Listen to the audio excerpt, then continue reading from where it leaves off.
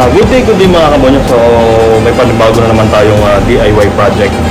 Okay.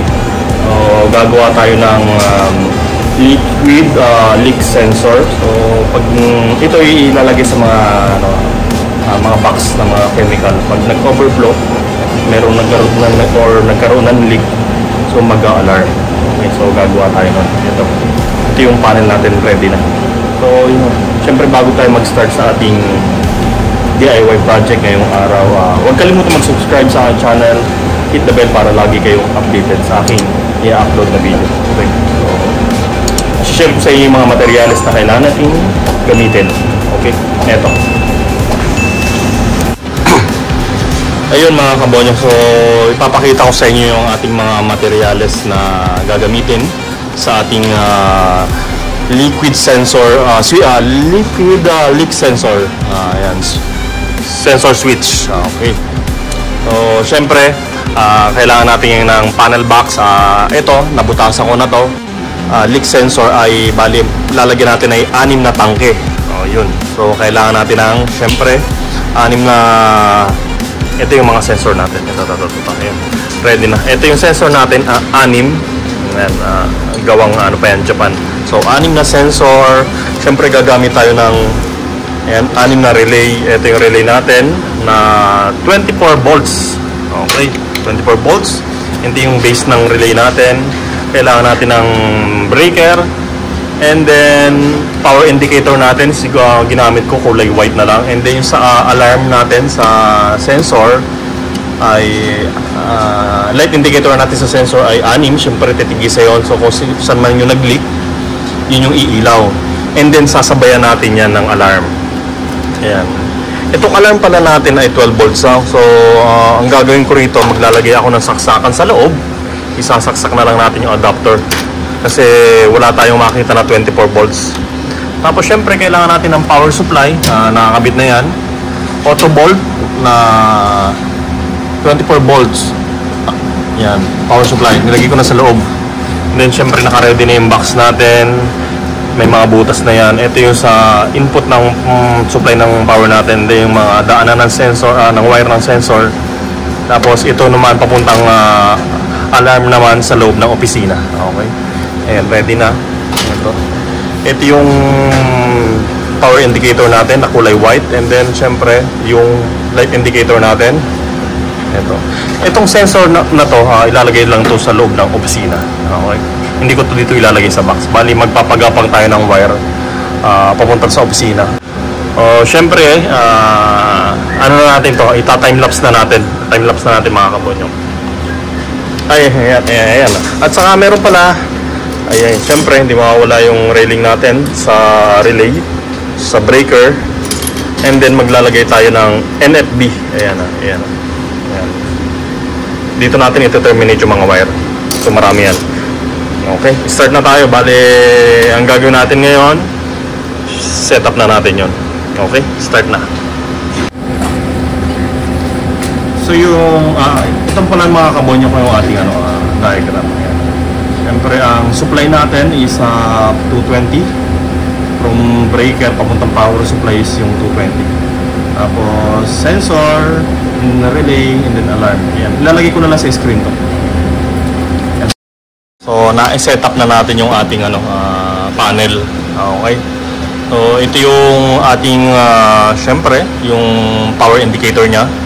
And then ito yung mga liquid leak indicator natin.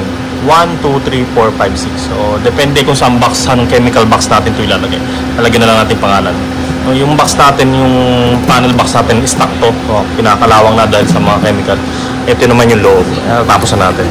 Yun. Okay, breaker. Yung ating relay na 24 volts, 6, base natin, and then NFB natin. Siyempre dahil yung ating ang tawag dito, yung ating alarm natin ay 12 volts lang. Ang nabili kasi yung 12 volts. Siyempre gagamit tayo ng saksakan. Sasaks natin yung power nito dito sa ating outlet. And then yung power supply natin 24 volts yan.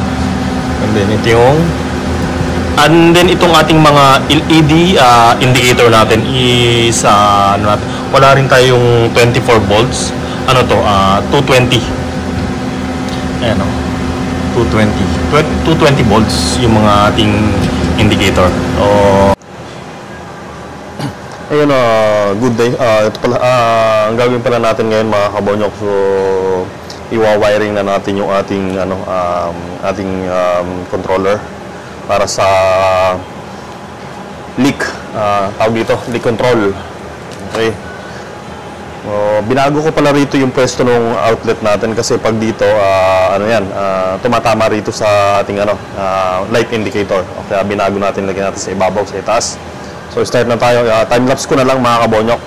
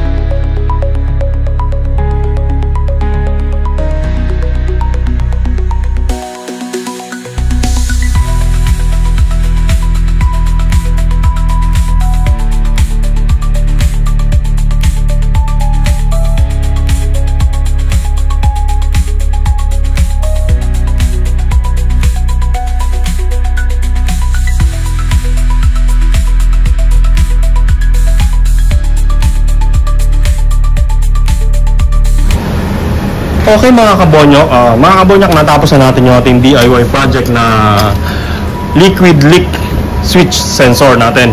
Okay? Yung model na gagamitin pala natin na switch sensor, ayan, leak sensor natin ay yung HPQ D11. Bali, dalawang model ito. Mayroong HPQ D12 naman. Itong gagamitin natin ay HPQ D11. Okay, yung input power nito mga kabonyok pala, negative yung blue, positive yung brown. Tapos yung magko-control sa relay, eto, yung black natin. Okay, yung negative. Bali, yung output natin negative din. Okay, negative. Ikakabit ko muna yung mga sensor natin.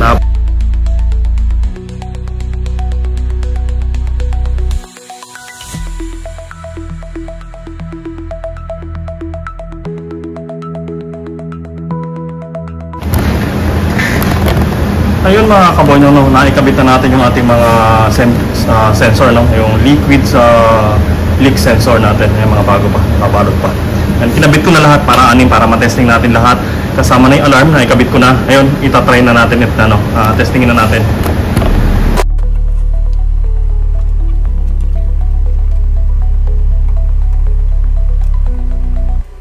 Yan. Kita nyo, yung mga relay, naka-on na yan. Ayan. Unang-una, hindi gagana yung ating leak sensor kung hindi nakasawsaw sa tubig, no? Ayan. So makikita nyo, naka-on yung power indicator natin. Ito yung sensor 1, 2, 3, 4, 5, 6. So try natin to kung ano sensor to. So yun, sawsaw natin sa tubig. Ayan, tubig yung mga kabonyo. Tubig. Ayan, nakikita nyo, hindi nyo makita. So ayan. Itong sensor, ayan, sausaw natin sa tubig kung mag-alarm. Ayun, nakikita nyo. Okay, tinanggal ko sa tubig. Tapos yung alarm natin, pakita ko sa inyo. Ayun. Ayun, sausaw ulit natin sa tubig. Ayun, nakikita nyo. Ayan, nag-alarm.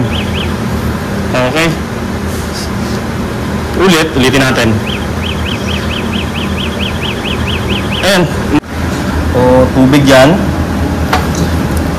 Ayan, mapapansin nyo sa sensor natin, ayan, umiilaw yung kulay green, ibig sabihin naka-on. Okay, pag sinawsaw natin sa tubig, Ayun, nakikita nyo, yung green, nagigisang pula. Ayun na, ayun. Okay. Okay. Yun. So, isang sensor na testing na natin. Okay. Try natin itong mga ibang sensor natin. Tanggalin natin mga balot ng sensor natin. Okay. Okay. Ayun. Ito, 5. 5 sensor, pagsabay-sabayin ko na. Ayun. So, sabay ko na isang sensor, bali 6. Okay. Ayun, gumagana. Okay. Isa-isaya natin ngayon. Okay, number 5, gumana. Number 1. Number 6. Number 3. Ito, number 1, 2. Okay, gumagana lahat mga kabonyo. So, hanggang dito na lang mga kabonyo. Ayan. So, bago mag-end tong video na to, huwag kalimutan mag-subscribe sa aking channel. Hit the bell. Hit the bell para lagi kayong updated sa aking i-upload na video. Okay?